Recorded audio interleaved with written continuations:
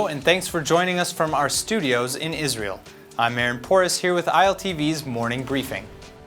Israel's Arab Higher Committee has declared 3 days of mourning and a general strike today in protest over the violent clashes that took place on Wednesday in the Bedouin village of Umm Al-Hiran, located in the Negev. Hundreds of people demonstrated overnight in several cities across the country, including Tel Aviv, Natzeret, and Wadi Ara. In the standoff between protesters and security forces on Wednesday, a police officer was killed after he was rammed by a suspected terrorist during a vehicular attack. But new questions are being raised over the incident, specifically whether the perpetrator ran over the police officer despite being called on to stop, or whether he lost control of the steering wheel after police repeatedly fired at his car, resulting in the death of the police officer. Security officials were in the village to demolish about 10 illegally constructed homes in the unrecognized Bedouin village.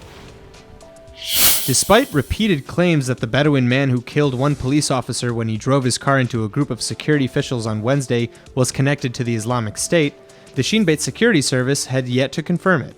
Immediately following the incident in Al-Hiran, police issued a statement saying the driver was a member of the Islamic movement's southern branch and his connection to ISIS is being investigated. Meanwhile, Joint Arab List MKs Ahmad Tibi and Osama Sadi have proposed a 10-year freeze on demolition of illegal construction built by a landowner on his own land in Arab communities. This freeze would not apply to the illegal construction in Al-Hiran and other unrecognized Bedouin villages, where the land belongs to the state. Tibi said that Arab Israelis are forced to build illegally because Israeli zoning bodies have failed to allocate what Arab communities require to sustain natural growth.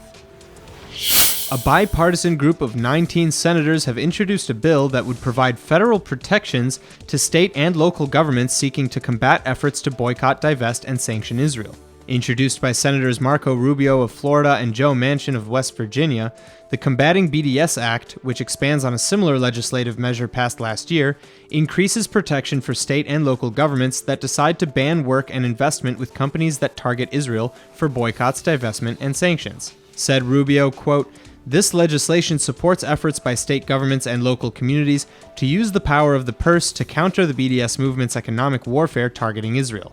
This bipartisan bill is all the more timely after the United Nations Security Council's passage of Resolution 2334, a deplorable one-sided measure that harms Israel and effectively encourages the BDS movement's campaigns to commercially and financially target and discriminate against the Jewish state." End quote. The second wave of bomb threats against Jewish community institutions in 2 weeks was issued yesterday, prompting the FBI to launch an official probe. According to the Anti-Defamation League, the recent threat was levied against 32 Jewish centers across at least 16 states. As in last week's threats, all alerts were false alarms. Unlike the January 9th threats, however, yesterday's calls were issued by live callers. The JCC, or Jewish Community Center Association of North America, said it was, quote, concerned about the anti-Semitism behind these threats.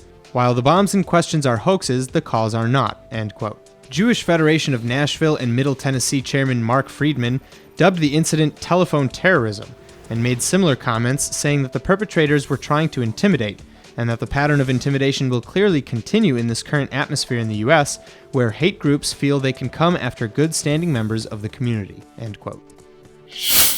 Prior to the decision by the High Court of Justice regarding the legality of Prime Minister Netanyahu's holding of multiple ministerial posts, the Israeli premier has promoted Deputy Minister of Regional Cooperation Ayoub Kara to the position of Minister without portfolio. Kara is a member of Netanyahu's ruling Likud party, and he would be the first Druze Israeli Knesset member to serve as a minister in the Israeli government. The High Court first opened an investigation into Netanyahu's holding of 5 ministerial posts at the behest of the Yesh Atid opposition party.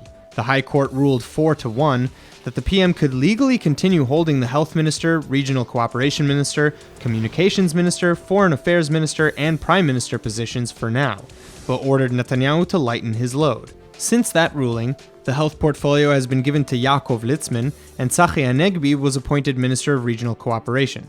But Prime Minister Netanyahu still retains the additional posts of Foreign Minister and Communications Minister, in addition to the premiership. The High Court of Justice said that it was hard to believe Netanyahu could properly manage so many portfolios at one time, and that it was inappropriate in a democracy. That's all for now. I'm Aaron Porras, and see you later with our main daily broadcast from Israel at 2 p.m. Eastern Time.